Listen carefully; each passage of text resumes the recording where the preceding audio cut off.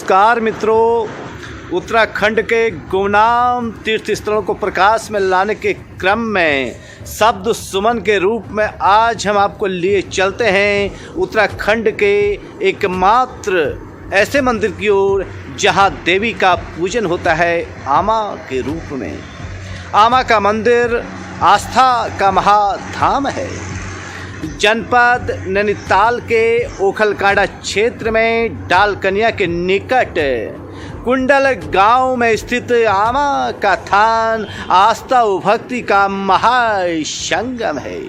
यहाँ शक्ति की पूजा बड़े ही श्रद्धा के साथ परमेश्वरी आमा के रूप में की जाती है। स्थानीय जनमानस में यह मान्यता है कि जो भी श्रद्धालु यहाँ पहुंचकर अपने आराधना के श्रद्धा पुष्प आमा के चरणों में भक्ति भाव से अर्पित करता है, उसके समस्त मनोरथ पूर्ण होते हैं। समूचे उत्तराखंड में यही एकमात्र ऐसा मंदिर है जहां परमेश्वरी का पूजन आमा के रूप में किया जाता है।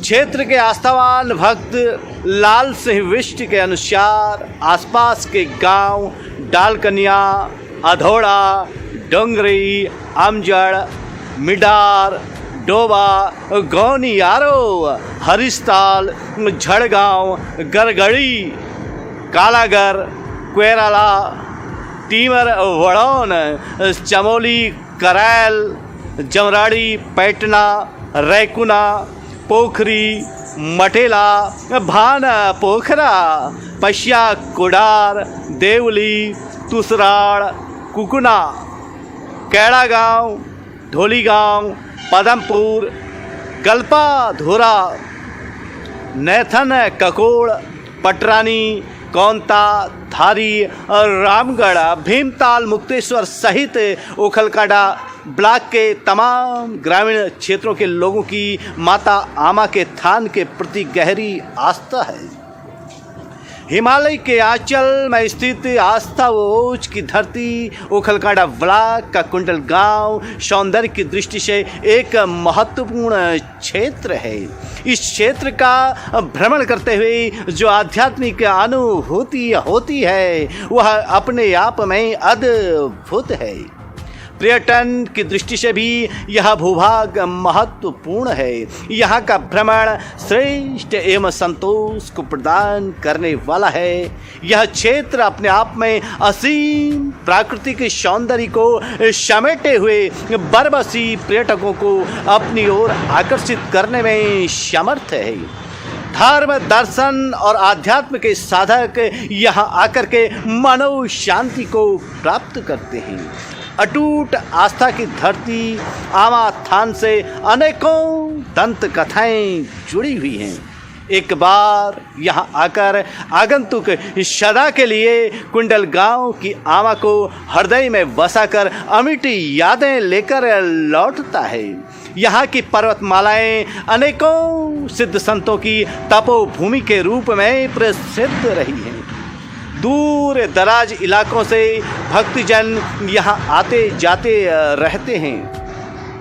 रमणीक के पहाड़ी में स्थित इस मंदिर क्षेत्र के चारों ओर पर्वत श्रृंखलाओं में भांति भांति के वृक्ष, वन्य जीवों की चहलकदमी का नज़ारा प्रकृति प्रेमियों को अपार सुकून प्रदान करता है।